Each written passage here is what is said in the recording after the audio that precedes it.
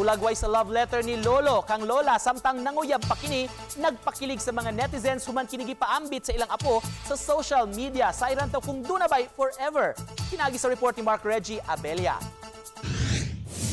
Sa mga pulong nga napatik nining love letter nga gisuwat niadto pang 1956 ni Lolo Pascual Roldan Sr., tataw ang iyang katuyuan nga maangkon ang kasing-kasing ni Lola Norma Maynosa.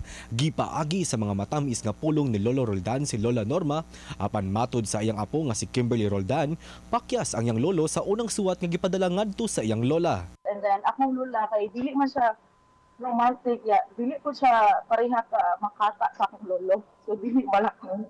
So wala siya nag-reply, sir. Gitanaw ni Kimberly ang iyang lolo isip usa ka ideal man.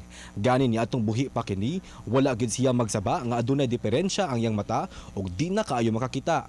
Apan bisan pa man niini, kada adlaw kining mohatod kuha kang Lola Norma. Ang istorya ni Lolo Pascual ug Lola Norma nahimong inspirasyon ni Kimberly.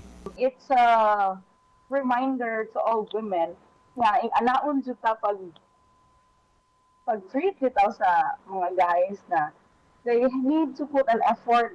Bisan kung nipanaw na sila Lola Norma o Lolo Pascual, magpabiling buhi ang ilang tiunay nga gugma o pamatuod ana ang mga love letter nila sa usag-usa kaniadto. Kauban si Clans Gabutin, Mark Reggie Abelia. GMA Regional TV Live.